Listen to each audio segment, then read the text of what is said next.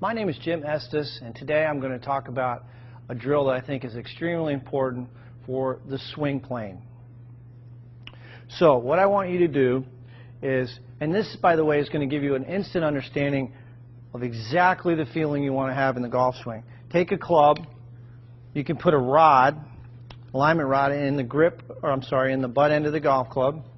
Take the golf club, turn it like you're going to hold it, and then what I want you to do is take that club, put it right against your left hip, so you're holding both clubs here. Now you've got an alignment rod on the ground and a golf ball, and what I want you to do, getting into your good posture position, your weight over the arches, feel balanced. The insides of the heels are going to be about the width of your hips. Take a swing back, slow motion, and trace with that alignment rod the target line all the way up. The shaft should be parallel to your target line at the top, and then slowly coming down, trace the line. And do this in slow motion. Right into the impact position. So this is a great feedback tool, visual feedback tool for learning the proper swing plane. Go right to your impact position. I encourage you to do this drill in slow motion, and if you have 5 minutes a day, if you do this drill every day, I guarantee you're going to improve your golf swing. So again, I think you'll find this to be extremely helpful. JimEstesGolf.com if you have any questions. 5 yards off the green. So if you're 5 yards off the green and your total distance is around 10 to 15 yards, that's called a chip shot. And you'll see this guy over here. His feet are close together like yours. He's going back to 8 o'clock. So he's probably hitting this ball. There's the clock. Here's 6 o'clock. That's your setup. His left arm is about 8 o'clock there. And then when he comes through, what I want to show you is this alignment of the left arm with the shaft. See that straight line alignment? That's really important. You want to get the shaft in line with the lead arm. So the handle of the club is slightly in front of the club head at the strike. Look at the club face as he hits the ball. As the club comes through, notice how that club face is still pointing at the target, right? Mm-hmm. All right. So that's chipping. Now, a pitch shot is a longer version of a chip shot. All right, so here's an example of a pro. Notice his feet are turned toward the target, right? Like yours, good. And he's going to go back. Now you took that back to almost 9 o'clock or 3 o'clock, however you want to think about it. And so you hit that 50 yards. So that's a good indication when you get on the course, hey, I'm 50 yards away, it's probably that 9 o'clock to 3 o'clock swing, right? Yeah, good. All right, now watch the pro here. Notice his grip, Sean. See his hands are very close together. That crease right there formed between the thumb and forefinger. Watch this. If I draw a line,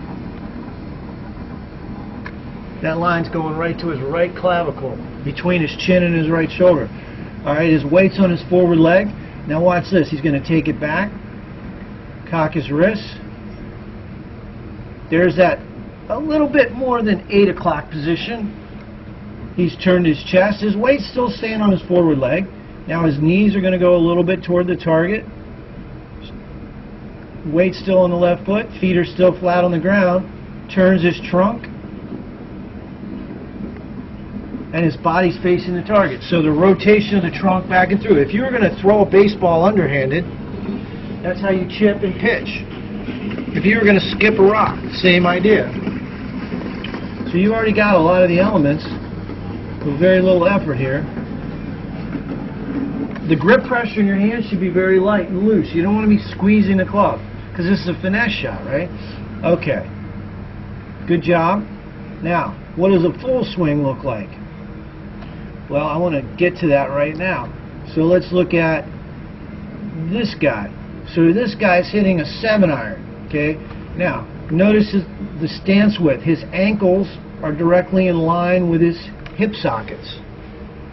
So you want to have your ankles underneath your hips. That's important.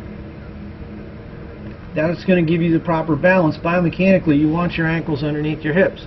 All right, so that's a short iron. Notice where the position of the ball is relative to its center of his chest.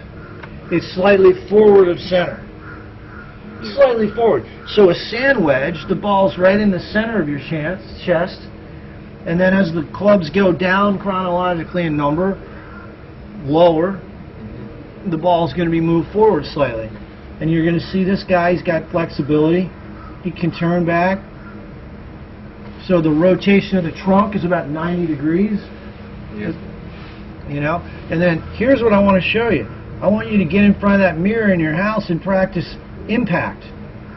Now what does that impact condition look like? Well, there's a straight left arm and a flat left wrist. And the shaft's directly in line with that lead arm. Where's his weight? It's on his forward leg, right. So you can get in front of the mirror and just practice your impact position. Get the feel of it, right? You don't have to go to the range. Okay, now it doesn't really matter. As he goes through, he's going to finish up. Full rotation, right? Okay. Now that's enough. Now notice his grip too. So, you know, practice your grip. Get the hands on there like they should be.